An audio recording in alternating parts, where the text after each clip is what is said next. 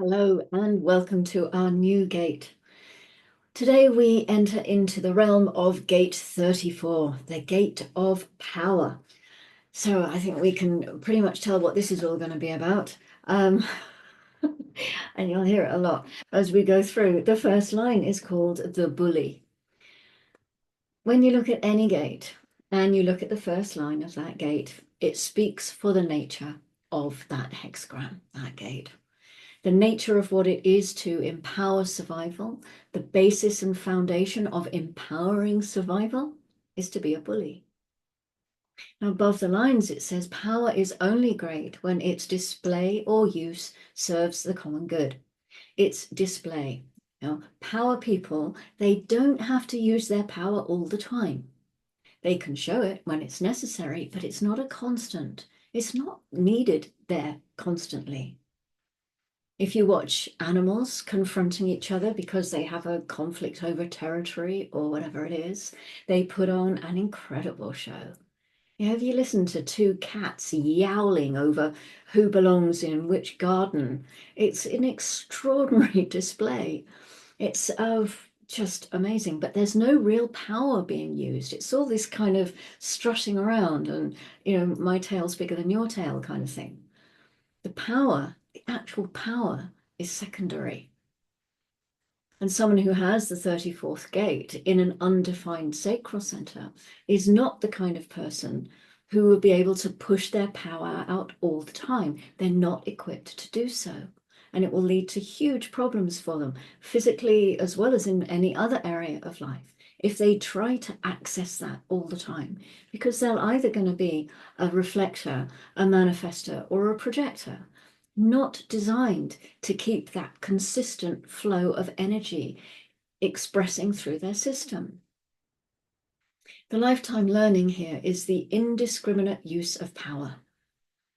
So again, we know that the first line is the foundation.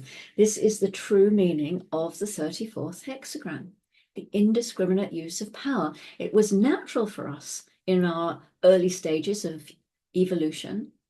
We had a planet to conquer. We had hundreds of competitive species to conquer in order to survive. And so the power, the indiscriminate use of power, was absolutely essential in its time and place. The exaltation says the less negative, the resort to power as a manifestation of frustration, the energy to display power as a response to frustration. To stay alive is a frustrating process because it's an ongoing, moment to moment, day by day process. You can have a job, you can feed yourself today, but if you don't go to work the next day, you're not going to be able to feed yourself. You're giving it all up. How are you going to survive if you do that? So it's an ongoing process of releasing that power. The frustration is all about, don't get in the way of my survival. We are here to be able to survive alone. This is actually what integration tells us. Integration is self-empowerment. It's not about community empowerment or collective empowerment, tribal empowerment. It's self-empowerment. We are designed to be able to do that, to have our power, to follow our convictions and our correct direction, and to express ourselves in the now in order to get what we need to fulfill all of that. This is our nature. And it doesn't matter whether you have the 34th gate in your design or not, because you get it all the time, one way or the other, either from other people or from the transits. So the 34 is a generator gate. It's in the sacral center.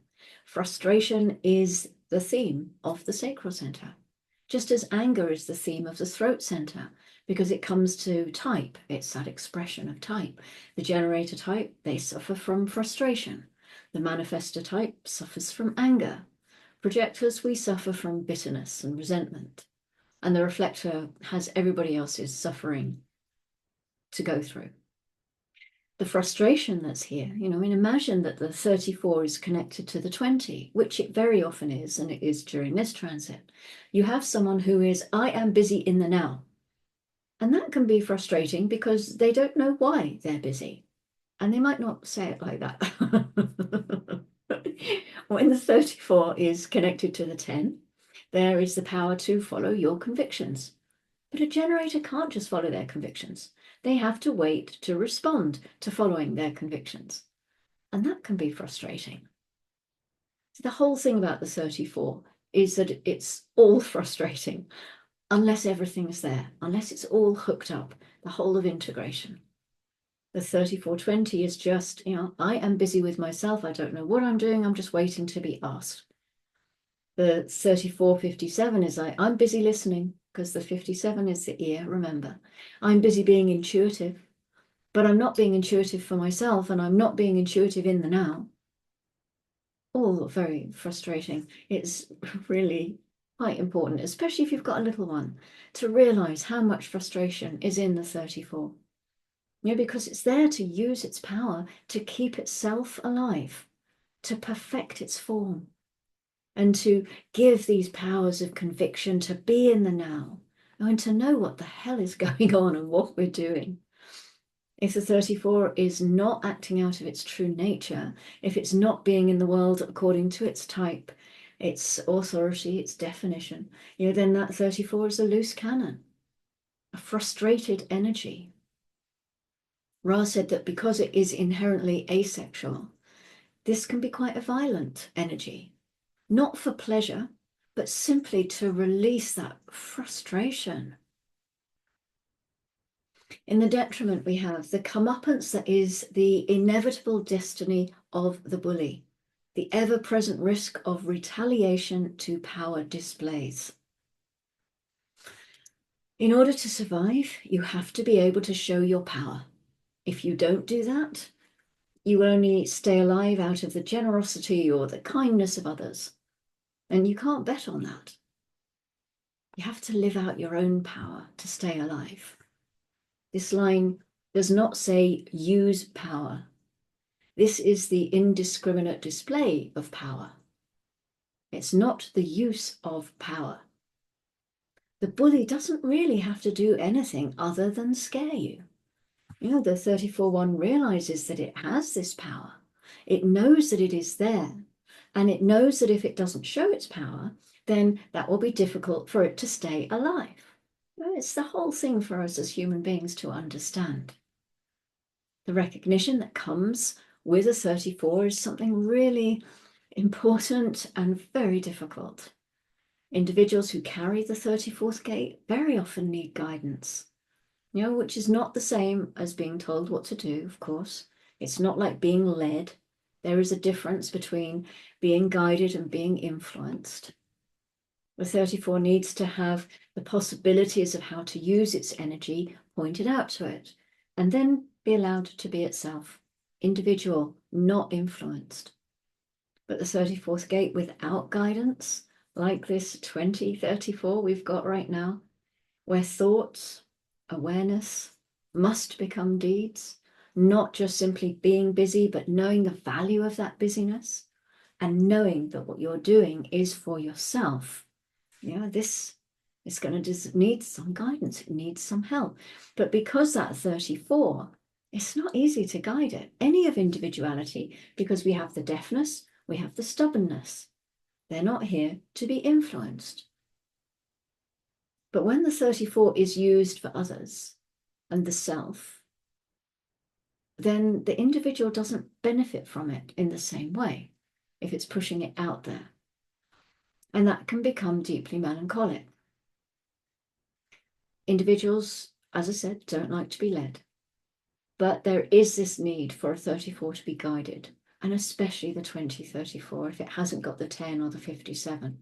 And there is one channel in the body graph, but only one channel that the 3420 will listen to and will allow it to guide it.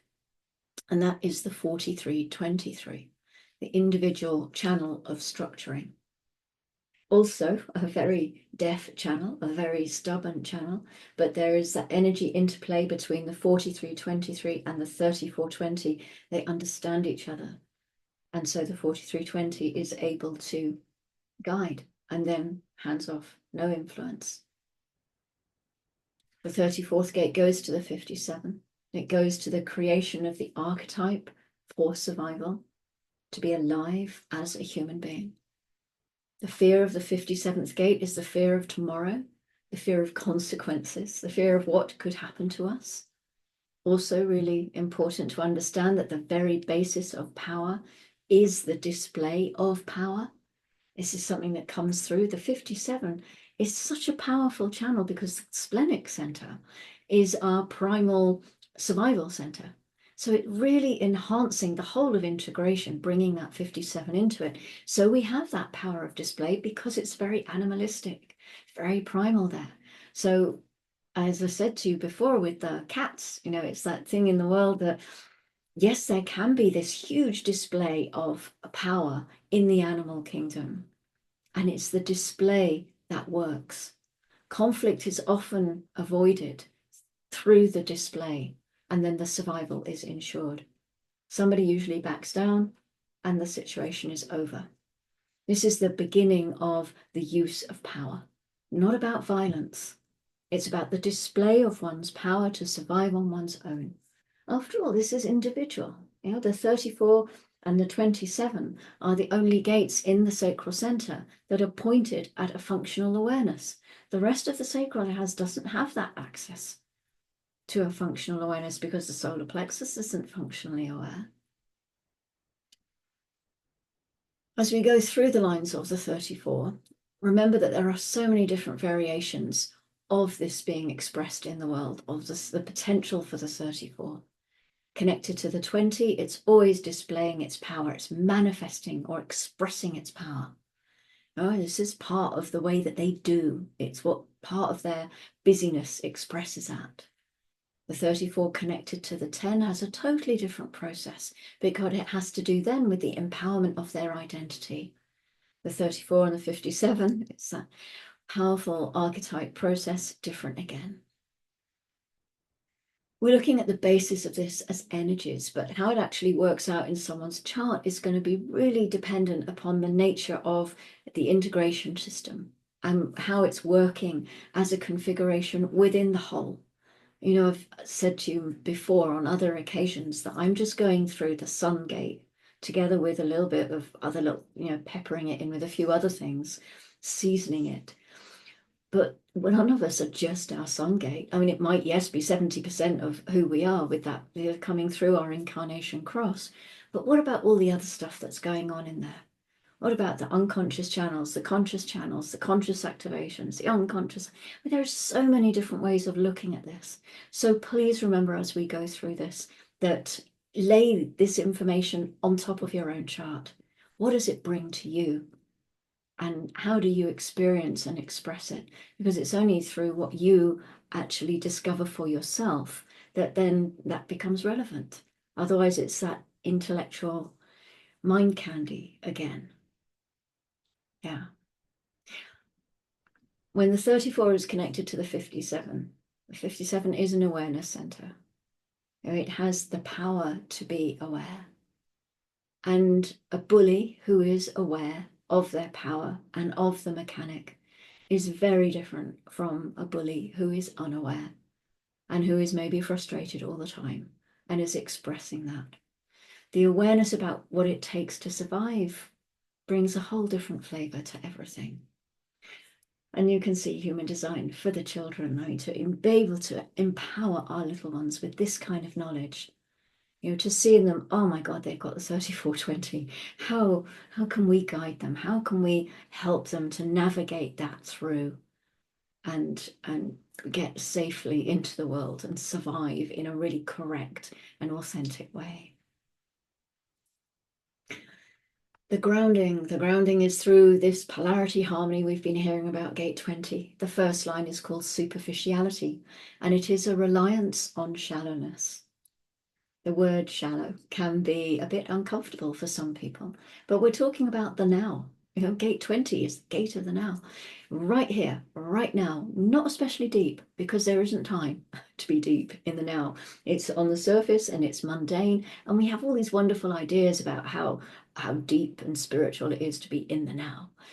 And it's not, it's ordinary. This is now, right here. This is it. Well, This is it with my desk looking like an absolute shitstorm. This is it, squirrels at the window. This is now. Nothing more than that. This is the superficiality that we have. So power is not meant to be on display all the time, and it's not meant to be held onto. It's used when it's appropriate. And in that sense, of course, we use it now. Any power we have, we can only really use it now. And then it's over and done with. And this is superficiality.